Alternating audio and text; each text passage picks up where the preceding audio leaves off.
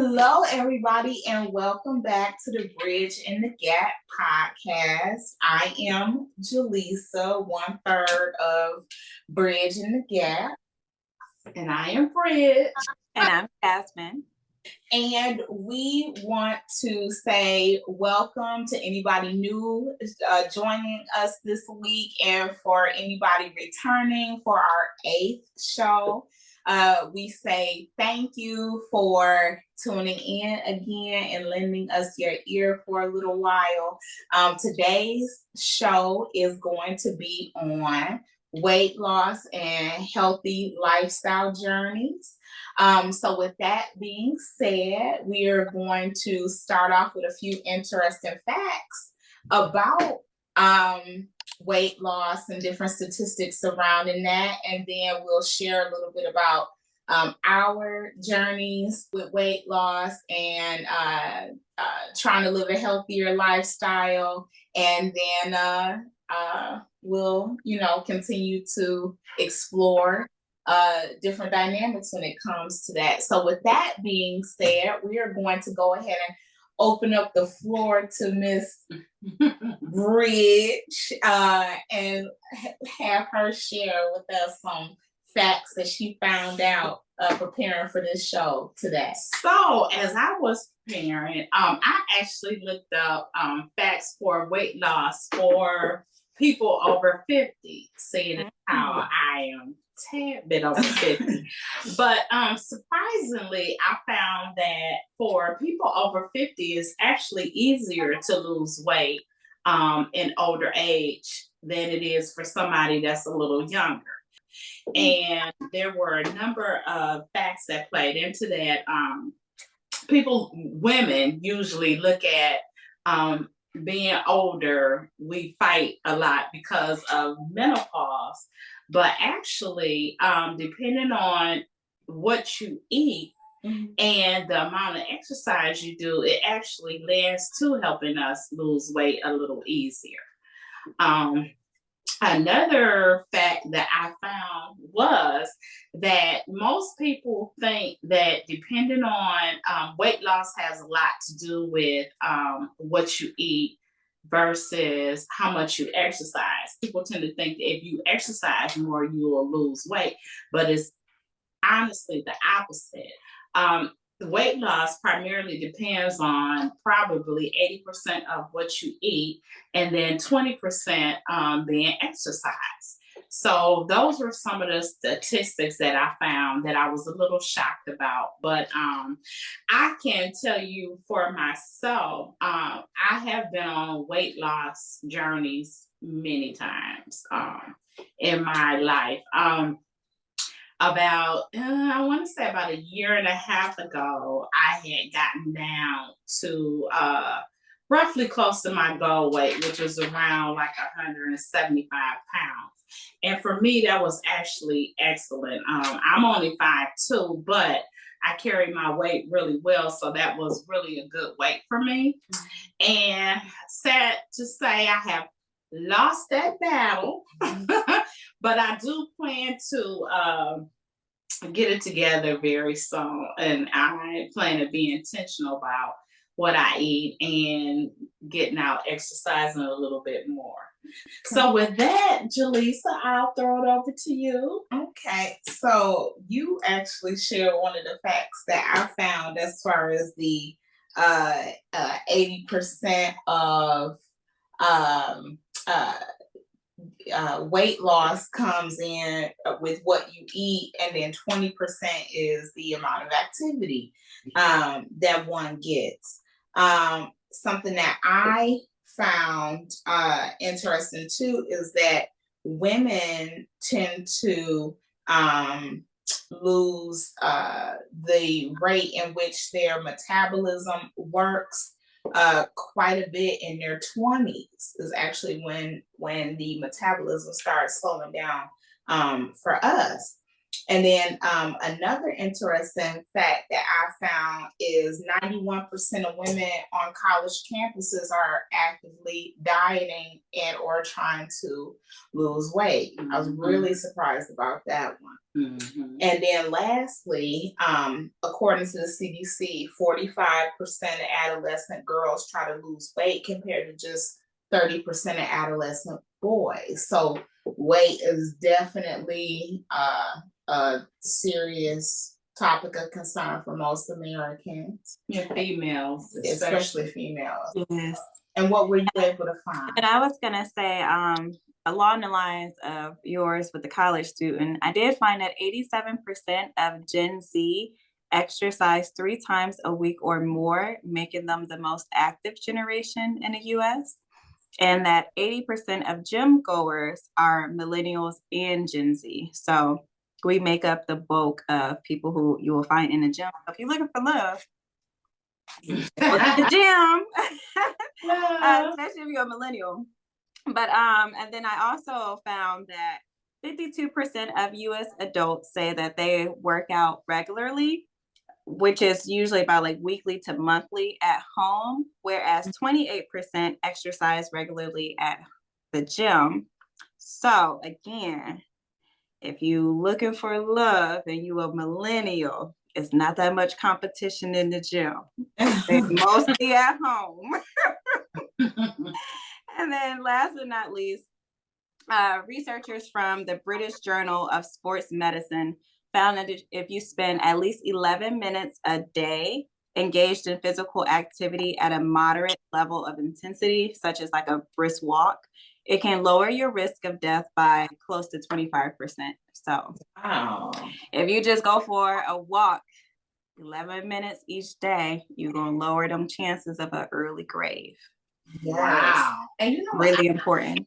What I've noticed is walking, to me, is one of the easiest and best ways for me personally. I don't know about y'all, but that has been one of the best exercises that I've been able to do, and it doesn't take much effort, and I see a ton of results, you know, once I start walking consistently. Yes, and I feel the same way. And I feel like it's something that you can do with children too, because sometimes people don't work out because they are at home with children or they have little children. But children love to walk, get outside, and then y'all can work out together, spend time together. So I love it. But just to jump into some questions, because I know Mama said that she's been on her workout journey for a few years off and on. What have you found worked the best for you when it comes to all of the things you have tried? So for me, keeping a food journal is essential. And also too, I found that consistency, a lot of people get bored with the things that they eat, but it's easier for me if I have a small amount of different things that I eat consistently. I absolutely love salmon. So salmon a couple of times a week and chicken. And doing that and meal prep is another easy way to stay consistent. And when I go to the grocery store, purposely buying things and the things only that I plan to eat while trying to lose weight, it has really been helpful for me. Doing that and getting in 64 ounces of water, if not more, is also helpful. So if I buckle down and do those things on a consistent basis, I know that for me, it does work and I can lose weight. The hard part that I have is I have a very, very sedentary job. And so that's one thing. And sitting all day is not really conducive to trying to lose weight. Actually, it's not really good for you.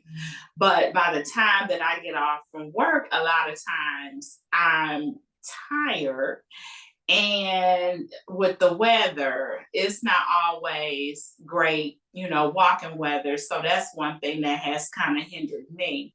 So I really do better losing weight in the spring after it warms up and I can get out and move around. And it gets dark so early. Yes, and that's another factor. It gets By dark. 6 o'clock is dark. It's dark. So yeah. And I think too, another thing too, you have to really, for me, that I've noticed, I have to be in a frame of mind to lose weight because it starts with your thinking 1st. And I have not been, I really haven't been in that type of frame of mind to lose weight.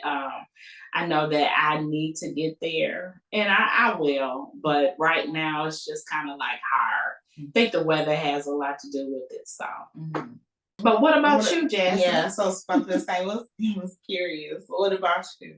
So what I found has really worked for me is like keeping track of workouts that I do and reps that I do, because before I just started working out, I just wanted to feel better. So I was just working out, going to the gym, but I didn't really keep track of what was working and what wasn't working, or if I was even making progress in the gym, aside from looking in the mirror. That's like, that's the fun part about working out when you're consistent. But in the early stages, it can kind of feel like there isn't anything happening. And if you don't keep track, then it's hard to like really see those changes. So for me, keeping track has helped. Drinking water, getting, like you said, 64 ounces or more in a day certainly helps. And then I'm kind of opposite. Like, I don't mind eating the same thing over and over again. So when it comes to weekly meals, for the most part, it's pretty scheduled, where there's a pasta day, there's a pizza day, there's a chicken day, there's a turkey day. Like, it's just what is made is different, but those meats are typically the same, or those carbs are typically the same. So keeping it easy and simple has helped me a whole lot. And then, Jaleesa, I know you have had your weight loss journey as well. Did you want to go into your story? Yeah, so mine is a little different. I like to say that I cheated a little bit.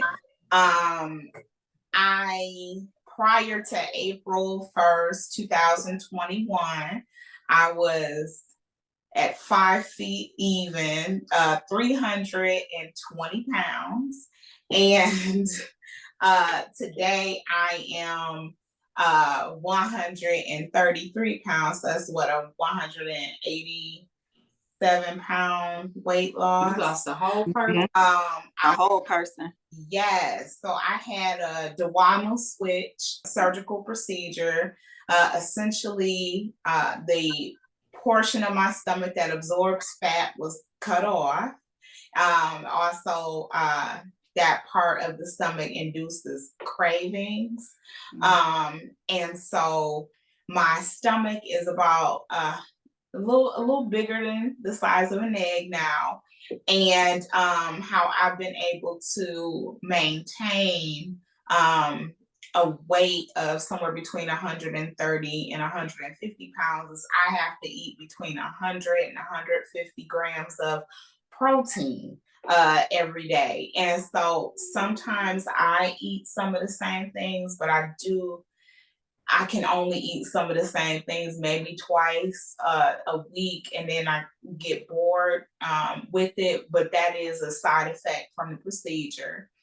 But I I get my protein from eggs. I eat a lot of chicken, a lot of steak. I really enjoy fish, but my primary means of protein are chicken and steak. And then one other thing, in order to keep myself healthy, I also have to take vitamins. And these are water soluble vitamins, and I will have to take them for the duration of my life, twice a day, 9 pills, so 18 pills a day. But it definitely was worth it, considering I'm able to keep up with my babies and I'm a lot more active, and I'm just overall a happier person. So that's kind of like how my weight loss journey has transpired. Mm-hmm. So. Now with that, do you keep track of what you eat to make sure that you're hitting your goals? So I do. So I do it on my phone. I'll keep a log of what I'm eating, especially protein wise, so that I can count the amounts and grams that I'm getting. And if I notice by the end of the night I haven't, like for example, last night I hadn't hit my 150, so I ate 2 chicken tenders to kind of push me over the edge. So that's how I monitor my eating and my protein level. Okay, that makes sense. Yeah. Mm-hmm. So did you have because I know that in addition to, you eating really healthy for the most part, you also work out on a regular basis. So did you have a moment that was your turning point to, you know what, I want to live a healthier lifestyle? If so, what was it? I did, and y'all actually were there for my turning point. So, for those who are listening, I challenged my 17-year-old brother at the time to a foot race, and I was about to turn 30, if not 30. I think I was about to turn 30. Mm-hmm. And so in my mind, I was like, oh, I got this. Like, I'm going to smoke him because, like, I remember myself being fast. Yes. And not only did he smoke me, no questions asked, I also hurt my foot in the process. And so that for me was like the first little wake up call of like, okay, I'm aging. Like my body is not what it once was. And so then after that point, I just started paying more attention to my body and like my physical self. And I noticed when I would like go to squat or bend down, my knees would creak and like sound like a little like old floorboard, and my back was starting to hurt, and I just did not like it. And I was like, okay, I gotta do something about this. And so ever since then, I have been pretty consistent. I don't go to the gym every single day, but since the start of the year, I have been very consistent in the gym and working out every day and getting at least 30 minutes in a day. Because another little quick fact for you all is the average person should aim for at least 30 minutes of exercise every single day. And you want to get your heart rate up. That's how you know that you're actually getting a good workout in. So a way that you can calculate that of what your maximum heart rate should be is if you subtract your age from 220. So say you're 30 years old, you would do 220 minus 30, and that will equal 190. So when you work out, you want to try to get your heart rate to hit 190 and not go above that. If you go above that, then you're working a little too hard, but that's what you want to reach for. So I try my best to do that. I don't do it every day, but I try my best. Mm-hmm. Now, you said that you had noticed like your knees and stuff creaking and whatnot. Do you still notice those things, or has it subsided? I got my Megan Thee Stallion knees. Okay. I can bend down. I can get up quick. Like I can like hop up onto my feet without using my hands. Like when I say I feel like I have reversed the hands of time on my body. Oh, nice. My body is a whole new person. Like, yeah, I love it. See, that makes me want to incorporate the gym into my routine, because I don't do the gym. But if it's gonna yield me results like that, then it's definitely something that I need to get into. You know, I think for you, lifting weights will be good for you because you would be muscle. That would be the way. As not so much as cardio. You need a little cardio, but for you, mostly lifting weights. That will work out good for you. Now, for me,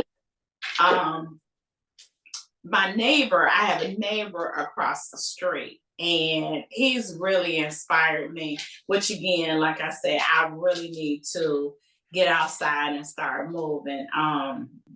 Couple of summers ago, he was riding a bike, and that he would take his dog, and his dog got to fighting with another dog in the neighborhood, and he fell off the bike and was not able to get up, and all the neighbors came out. So I think, to me, that was his moment. Yeah. And he's lost a good about 60 pounds since he really looks good, the older me. And so, and every time we see him, we make sure we cheer him on and everything. If he's not running, he's riding a bike, and he's very consistent with it. So that motivated me, because he's older than me. So it really motivated me. So I really need to do better.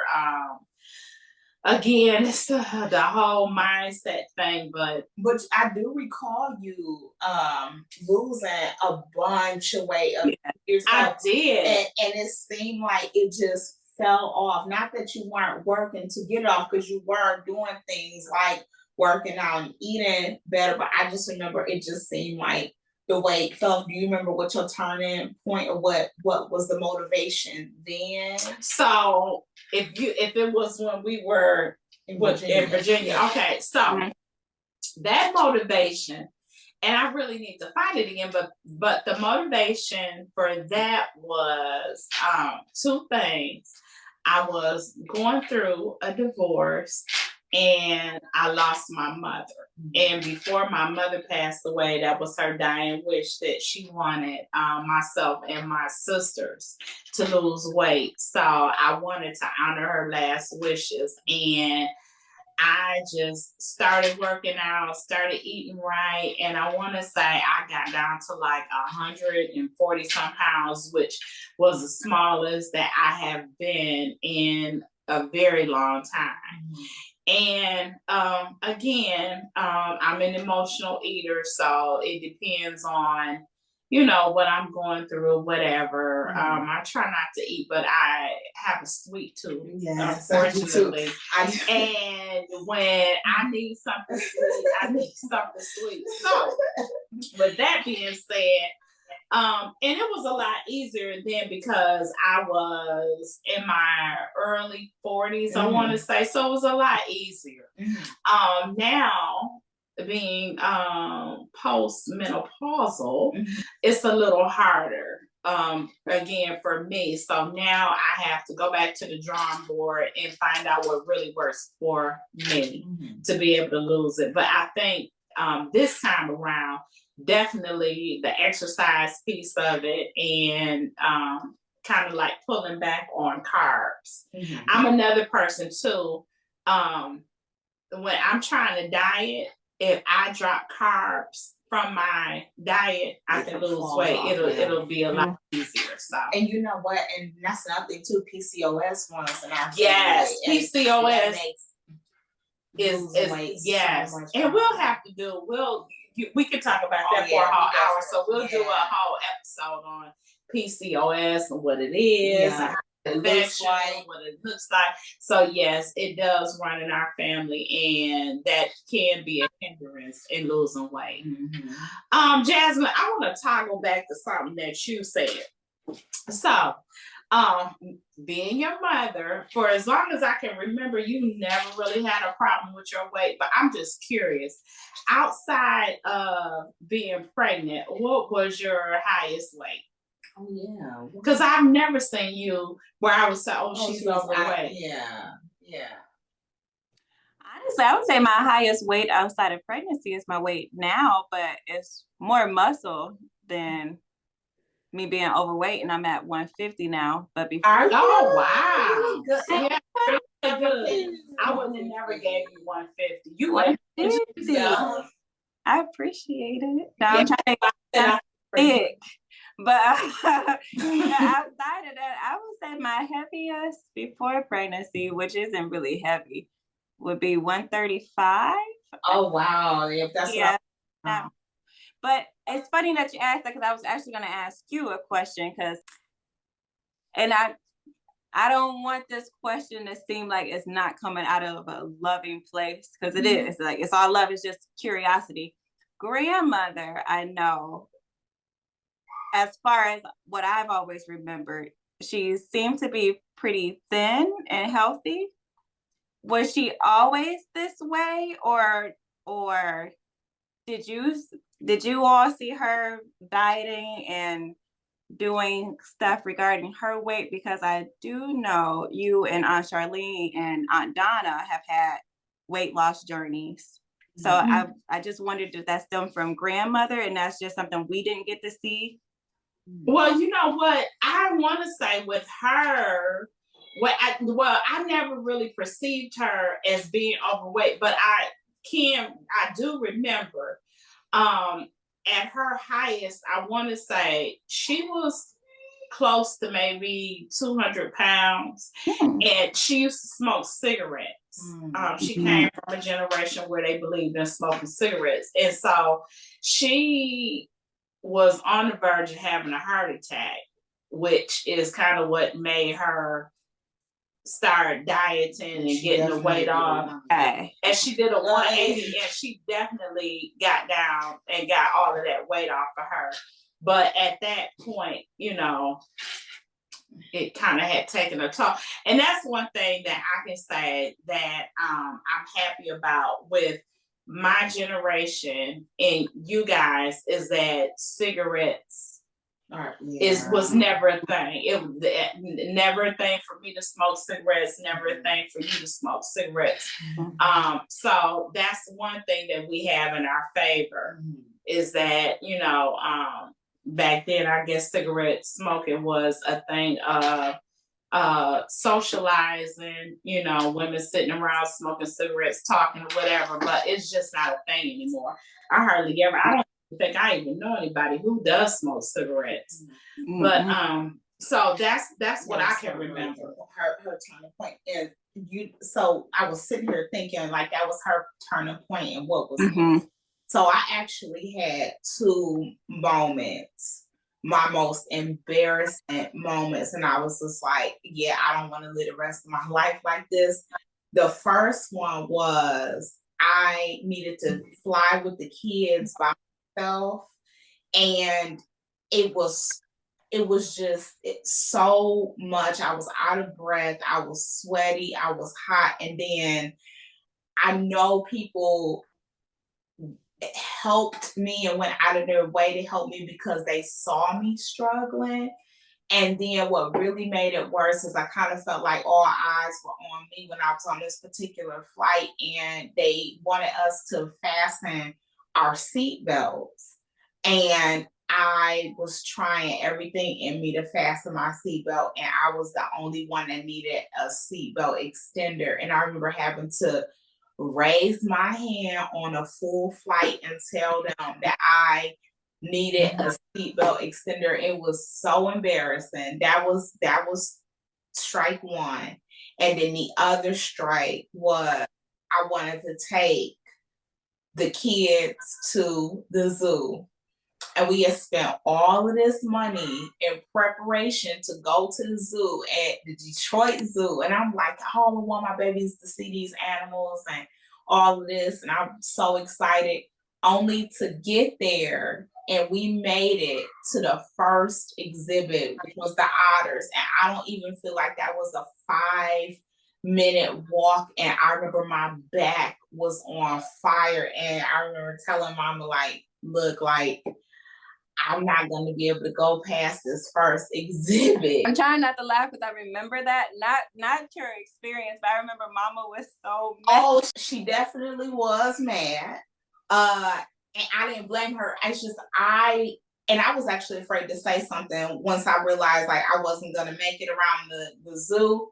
But what I didn't want to happen was I didn't want to keep walking and I get to the point where I'm stuck and then they needed a scooter to get me back to the front, because I would have been even more mortified than I was. But that was the point where I was like the life that I was living, it wasn't fair to me, and it really wasn't fair to my kids. And then I didn't want them to ever get teased when it came to my shortcomings, because kids can be cruel.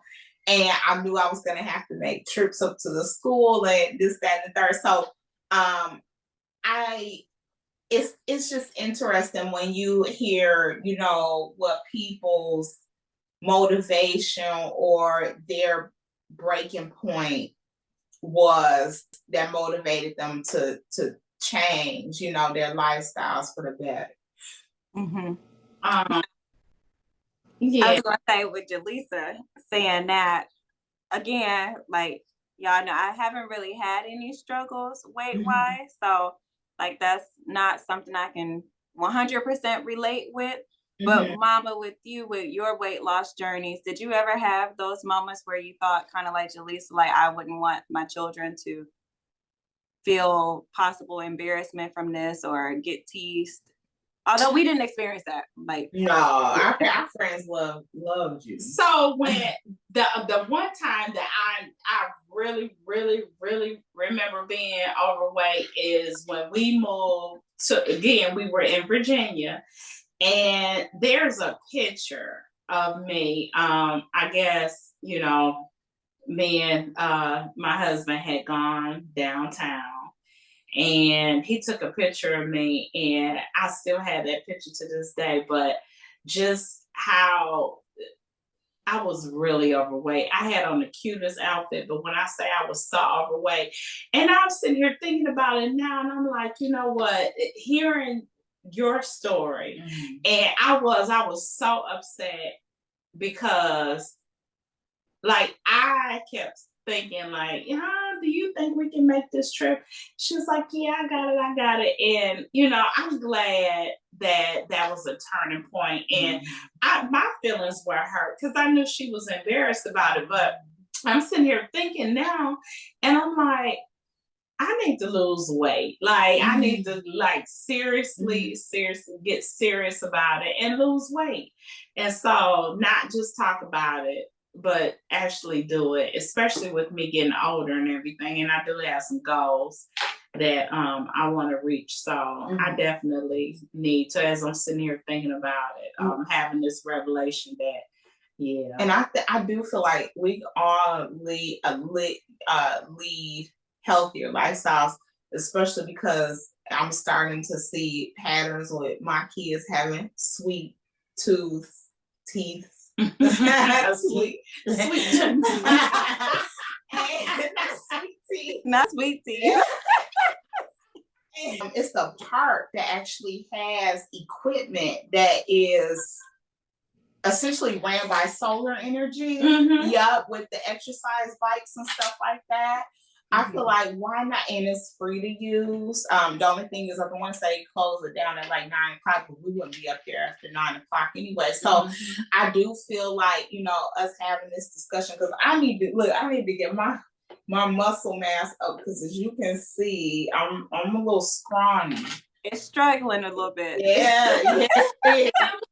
For me too, because like I said, for me, changing my eating habits, leaving all the bread and pasta alone.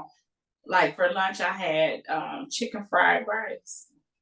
That's not bad. Much though. That's another thing too. Yeah, but chicken fried rice not that bad. I was gonna say portions are always small, because for dinner I want to say you had a chicken tender last night. Yeah, my portion size are always small. I think your problem is you don't eat enough. Yeah, that was one thing too when I was seeing a dietitian, and we were trying to eat the rules. We were trying to get my diet together, and I think that is I don't think I don't eat enough in order, because your body is in starvation mode. But I need to eat the right things, so I probably need to incorporate a lot more fruits and vegetables into my diet as fillers, and eat high protein. High protein, and eat that. So you know what, I will start. I'm going to start tomorrow making it. Well, we already got the salmon thawing.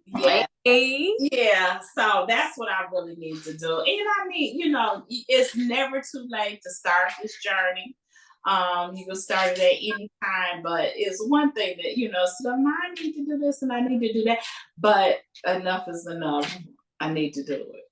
So now I know you said like there's a little bit of a mind disconnect going on right now. Do you know exactly what it is?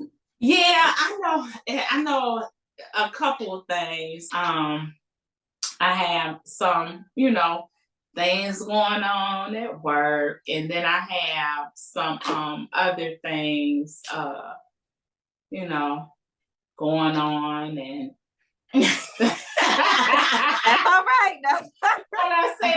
as long as you know. I love our audience, but it's some things I'm just not quite ready to share. But trying to get to a destination, and it's a lot going on. So that's one thing. And I haven't really felt, to be totally honest with you, I haven't really felt like my happy-go-lucky self in the last, I don't say, couple of weeks. But God is good. I'll get back there. But definitely I'll start feeling better with this. I won't say diet, and I'm just gonna say a lifestyle modification, because that's exactly what it's gonna be. Taking some things out of my diet and incorporating exercise, making it a point.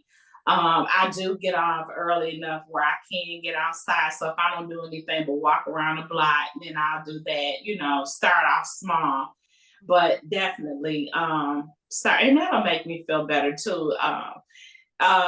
Weight loss is really body, mind, and soul. So it definitely starts with your mental first, and then I think everything else will follow. So as I'm sitting here on our podcast talking to our audience, I'm having some revelations about my own life. And so that's just what I need to do. Like I said, I do have some goals. I want to travel some places, and I need to be in top-notch shape. Yeah. And I think it's something good that you said is that you think that by doing this, you will start to feel better. I can say from personal experience, when I did start my journey, I was not happy whatsoever with my life.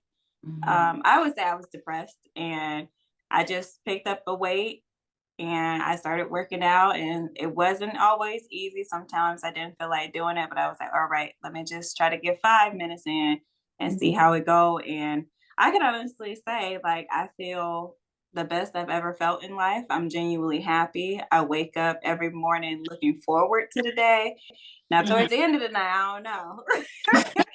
Energy be gone. But when I do first wake up, I always wake up feeling really, really happy and in love with the life that I live. Even though I don't live the perfect life or the life I truly, truly want to have right now, I still genuinely wake up happy. And I think it is because of working out and my lifestyle change. You know what? I'm going to say, I definitely agree with that, what you said, because I know before, when I used to work out, how good I felt. I had a burst of energy that I have not felt in a very long time. And I'm a morning person. Typically, I do better working out in the morning. And so really, there's going to be effort, which means I'm going to have to go to bed earlier. I'm going to have to get up. I'm going to have to be consistent and intentional. That's the best word I can find. I'm going to have to be intentional about doing it. The one thing that you said about the happiness part, working out, I was a lot happier because I think it gets those endorphins and everything going. And so that's another thing too. Like, it's like the realization that you have when you just sit around and talk about things is amazing. So I'm sitting here thinking about it and having all of these different realizations. So definitely. One thing I will say, you are an inspiration, because as a mom of twins and a very spunky, spicy 5-year-old, if you can make time to get up, work out, and get in the gym, I definitely have no excuses. You can do it. Yeah. It's definitely a part of like making a plan. Mm-hmm. Because before, when I would just try to work out whenever I felt like I had the time, sometimes it would get done, most times it wouldn't. Mm-hmm. And so when I made it a plan and a schedule thing, like, okay, after I read, this is what I have to do, and I set an exact time for it, that's when it always got done. So definitely set a plan, like make your plan, set a time, and then it's just up for you to show up. And if you don't show up, you don't have no other excuse but yourself.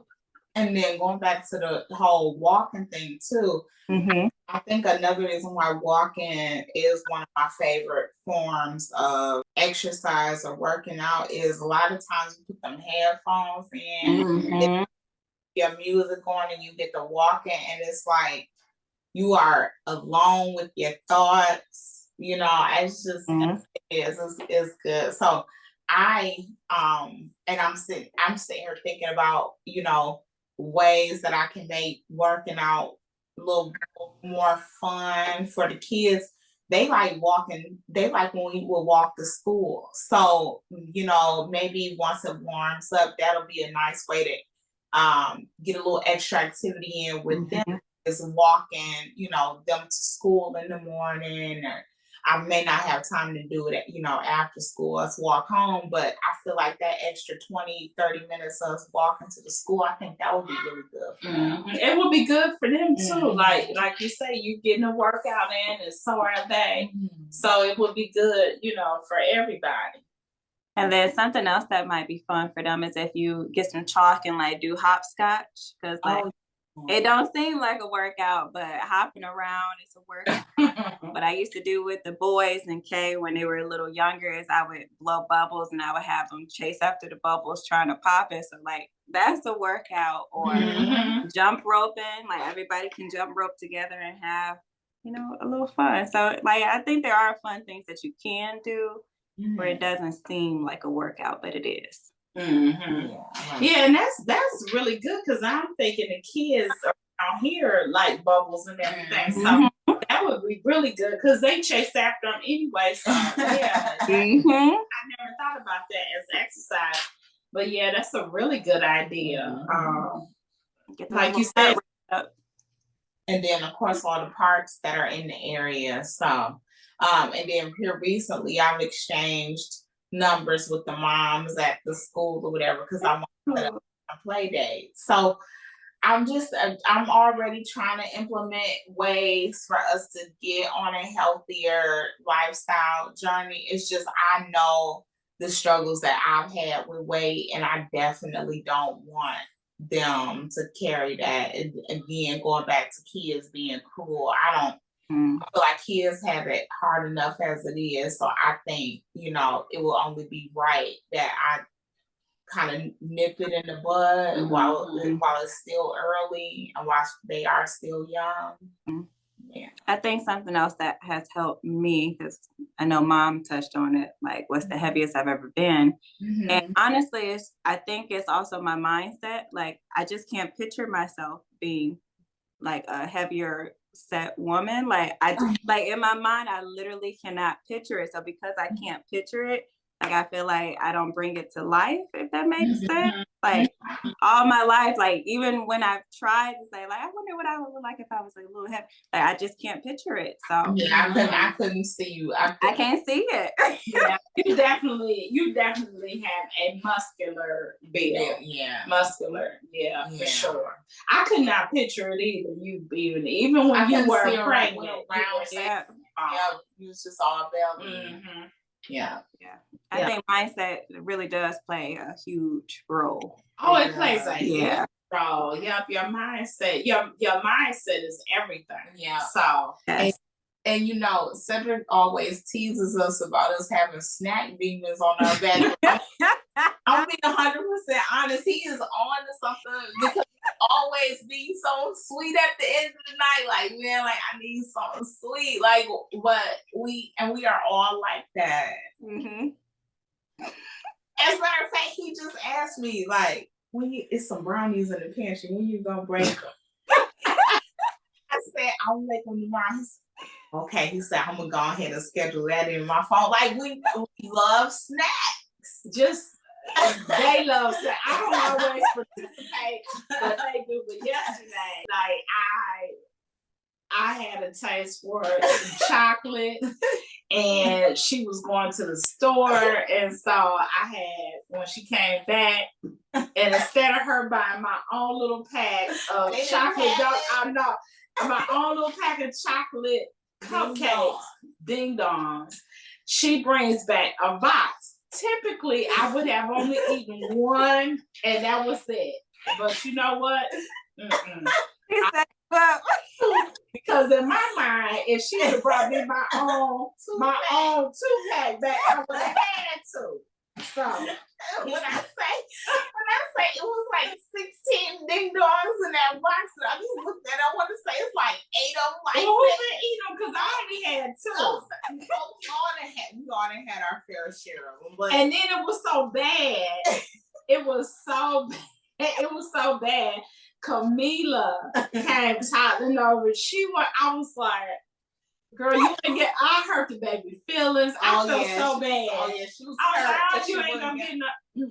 Yeah. She was ready for it. She was bad. She just like her Gigi usually share with her. I'm like, girl, you better go on somewhere.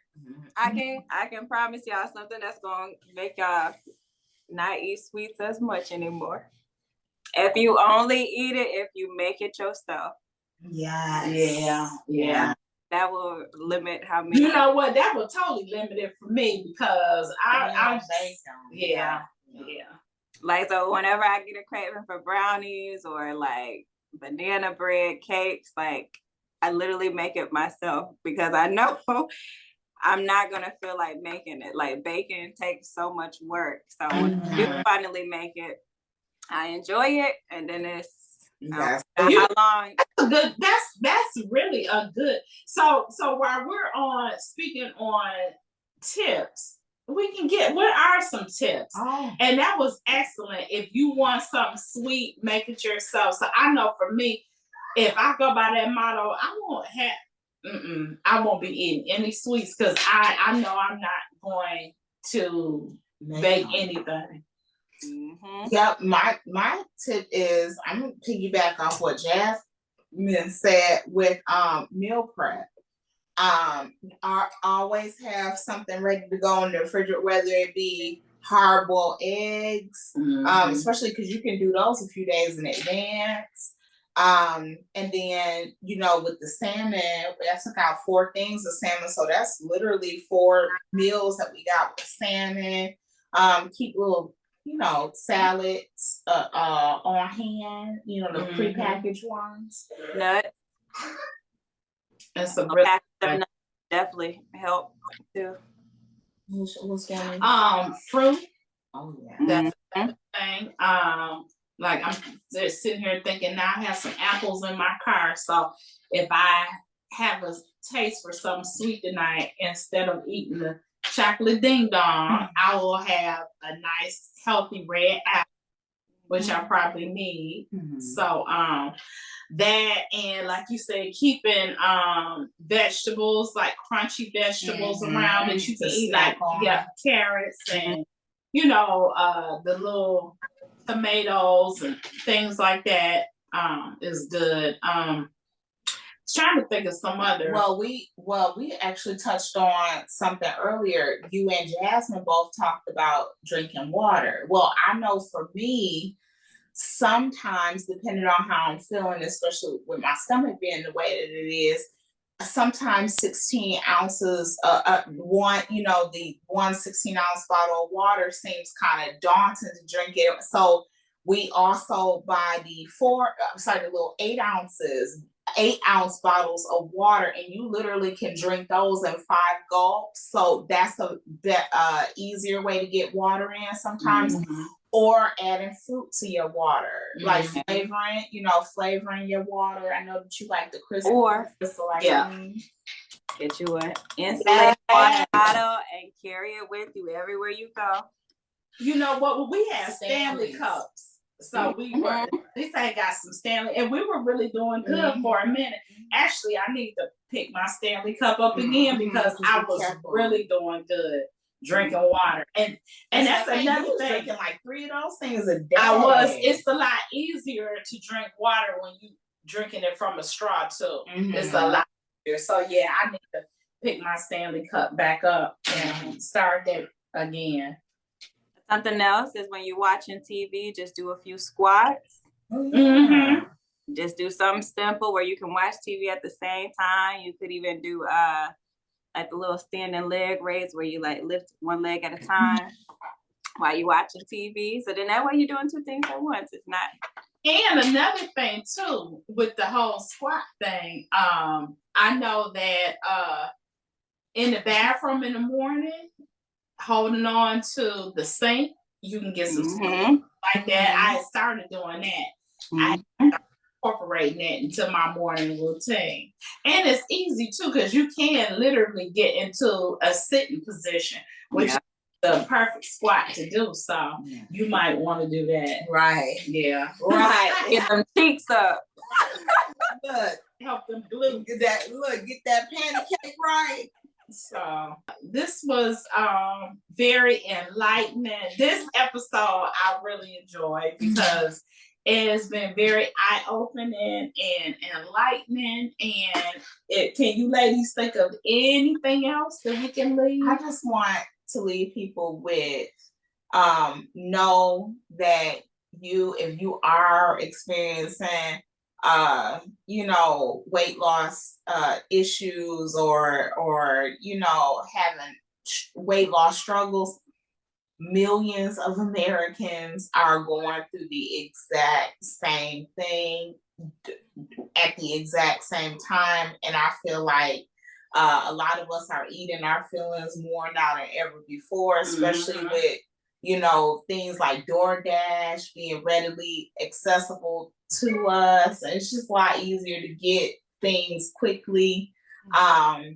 And hopefully, by us sharing things that motivated us to change our lives, or, my embarrassing breaking points, you don't feel alone, because that's the goal in this podcast. We don't want people feeling like they're going through anything completely alone. We are not unique in these experiences. And so I hope that that's what people take away from this particular episode. What about you? Yeah, and I try to be intentional when I come on here and be transparent and real and share my feelings and my struggles. And that's one thing that I can truly say I have not been happy about in a while is my weight. And I know that I need to get this weight off of me. Health wise, I feel like with the things that are coming and what we are currently going through, now is the perfect time. If you've never wanted to be in shape before, now is the perfect time to get in shape. We want to be as healthy as we can be. We don't want to be running to the doctor. None of us have a crystal ball to know what's going to happen in the future. And all we have is today, and all we have is now. And I would say now is the time definitely to get our health together. And Jazz, before you close us out, what are you taking away from today's show, and what are your hopes for our audience as far as what we've shared today? Well, what I hope our audience takes away from this is that no 2 journeys are alike. And so just because someone has a certain struggle doesn't mean that you don't have a struggle because yours doesn't look the same. So I want them to take that away. And then also something that Mama said earlier is that it's never too late. Like, it's never too late to get your health back in order. Even if you have in the past made it and then you fell off, like, it's never too late to start over and try again, because you never know. It might be the time that it actually sticks forever. So just try again. So that's what I would just leave with them. And then something that I think is very fitting. I had two quotes. I wasn't sure which one I wanted to go with, but this conversation has helped me. So the one I would like to share is the mind and body are not separate. What affects one affects the other. And that one was by an unknown author. And you want me to share the other one? Yes, and like us a little extra. The other one was, just because no one else can heal or do your inner work for you doesn't mean you can, should, or need to do it alone. And that was by Lisa Oliveira. I like that. I like both of those quotes.